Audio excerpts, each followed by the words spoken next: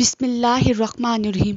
آج اس ویڈیو میں کوفہ والوں کی بے وفائی کے کچھ واقعات پیش کروں گی۔ نواسی رسول اپنے جانثاروں کی لاشیں اٹھا اٹھا کر نڈھال ہو چکے ہیں، لیکن شجاعت و حیدری کی جھلک اب بھی چہرے پر چمک رہی ہے۔ شیر خدا کے شیر اپنے تمام اثاثے لٹانے کے بعد خود گھوڑے پر سوار ہوتے ہیں۔ حضرت بی بی زینب رکاب تھامتی ہیں۔ یزیدی لشکر جب تلوار حیدری کو میدان میں دیکھتے تو ایک دفعہ ہلچل مچ جاتی ہے۔ ہر کوئی امام کے سامنے آنے سے ڈر رہا ہے، کیونکہ جانتے تو سبھی تھے کہ اب میدان میں کون اترا ہے۔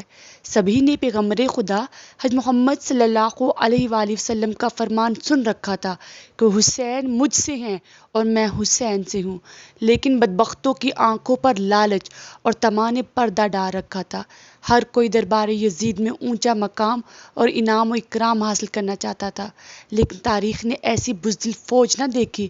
سبھی ایک دوسرے کا منہ دیکھ رہے ہیں کہ شاہ سوار کربلا کا مقابلہ کون کرے گا۔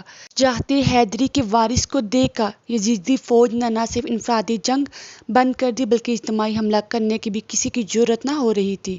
جی یہ وہی شاہ سوار ہیں کہ جن کے بچپن ہی میں ان کی شہادت کی خبر عام تھی۔ ایک دفعہ حضرت جبریل امین حضور اقدس صلی اللہ علیہ وسلم کی بارگاہ میں حاضر ہوتے ہیں کہ وہاں حضرت امام حسین بھی تشریف لے آئے۔ حضور نبی کریم صلی اللہ علیہ وسلم کی مبارک گود میں بیٹھ گئے۔ جبریل امین نے عرض کیا، اے اللہ کے رسول، اب کی امت آپ کے اس بیٹے کو شہید کر دے گی۔ حضرت جبریل نے مقام شہادت بھی بتایا اور مٹی بھی پیش کی۔ اب حال یہ ہے کہ نواسی رسول حضرت امام حسین میدان کی طرف بڑھ رہے ہیں اور بزدل فوج دور ہی سے تیر چلا رہی ہے کہ کہیں اگر یہ ہمارے قریب پہنچ گئے تو ہم نہیں بچ پائیں گے۔ امام عالی مقام کو تیر لگ چکے ہیں۔ شمشیر حیدری پر پورا لشکر یک بارگی سے حملہ آور ہوتا ہے۔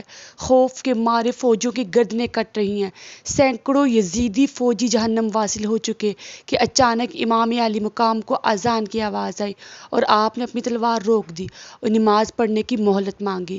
یہی وہ وقت تھا کہ جب شمر کے جوش دلانے پر مالک کندی نے پیچھے سے ایسا وار کیا کہ تلوار کلام مبارک کو کاٹتی ہوئی کاسے سر تک پہنچ گئی۔ خون کا فوارہ نکل پڑا۔ جیسے جیسے وقت گزرتا گیا امام کے جسم پر تلواروں، نیزوں اور تیروں کے زخم بڑھتے جا رہے تھے، لیکن پھر بھی کسی کی ہمت نہ تھی کہ اس جہاد کی اس کوہ کراں کو شہید کر سکے۔ شمر ملعون کے کہنے پر سب نے تیروں کی برسات کر دی۔ خولہ بن یزید نواسی رسول کا سر کاٹنے کے لیے آگے بڑھا، لیکن ہاتھ کانپ گئے۔ پھر شکی القلب، بدبخت اور ذلیل سنان بن انس آگے بڑھا اور انعام و اکرام کی لالچ میں امام علی مقام کا سر تن سے جدا کیا۔ ملعون ابن زیاد کے حکم پر تمام سر نیزوں پہ چڑھائے گئے اور جس میں اطہر کو گھوڑوں کی ٹاپوں کے تلے پامال کیا گیا۔ شہادت حسین تاریخ انسانی کا ایک غیر معمولی واقعہ ہے کہ پیغمبر کے پیروکاروں نے اپنے نبی کی نواسی کو بے دردی سے شہید کر کے اس کا سر اقدس نیزے پر سجایا۔ یہی نہیں، خاندان رسول صلی اللہ علیہ وآلہ وسلم کے شہزادوں اور اصحاب حسین کو بھی اپنے انتقام کا نشانہ بنا کر انہیں موت کے گھاٹ اتار دیا۔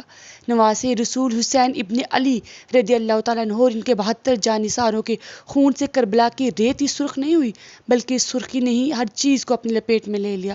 محدثین بیان کرتے ہیں کہ امام عالی مقام کی شہادت پر نہ صرف دنیا روئی، زمین و آسمان نے بھی آنسو بہائے۔ محدثین بیان کرتے ہیں کہ نواسی رسول صلی اللہ علیہ وآلہ وسلم کی شہادت کے وقت بیت المقدس میں جو پتھر اٹھایا گیا اس کے نیچے سے خون نکلا۔ شہادت حسین کے بعد ملک شام میں بھی جس پتھر کو ہٹایا گیا اس کے نیچے سے خون کا چشمہ ابل پڑا۔ محدثین کا کہنا ہے کہ شہادت حسین پر پہلے آسمان سرخ ہوا پھر سیاہ ہو گیا۔ امام طبرانی میں محمد بن سیرین سے روایت کرتے ہیں کہ امام حسین رضی اللہ تعالیٰ عنہ کی شہادت کے وقت آسمان پر سرخی چھائی رہی۔ اس کے علاوہ امام بہقی نے اپنی کتاب دلائل النبوہ البہقی میں یہ روایت نقل کی ہے کہ علی بن مسعود نے اپنی دادی سے روایت کی ہے کہ انہوں نے کہا کہ امام حسین کے زمانے میں کم عمر دوشیزہ تھی۔ اس وقت آسمان کئی دنوں تک جمے ہوئے خون کی مانند ہو گیا تھا۔ حضرت امام حسین کی شہادت کے بعد سید زادی کو قیدی بنا لیا جاتا ہے۔ اب اسیران کربلا کا قافلہ شہیدوں کے سروں کے ساتھ کوفہ کی جانب روانہ ہو جاتا ہے۔ ادھر کربلا کی ریت پر سید زادوں کے جسم بغیر سروں کے بے گور و کفن بکھرے پڑے ہیں۔ اللہ اکبر۔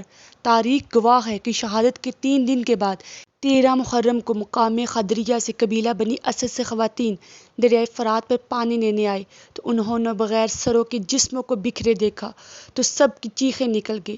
واپس گھروں کو لوٹی اور اپنے مردوں کو بتایا کہ خاندانی نبوت کی لاشیں بکھر پڑی ہیں، ہمیں ان کو دفنانا چاہیے۔ چنانچہ کچھ مرد ان کے ساتھ میدان کربلا پہنچے اور قبریں کھودنا شروع کر دی۔ سبھی جنازہ پڑھنے کے لیے تیار تھے کہ اتنے میں گھڑ سوار آیا اور حضرت امام حسین کے جسم کے ساتھ لپٹ کر رو دیا۔ اس شخص کا رعب و دبدبہ اتنا تھا کہ ان کے لیے مصلی خالی کر دیا گیا۔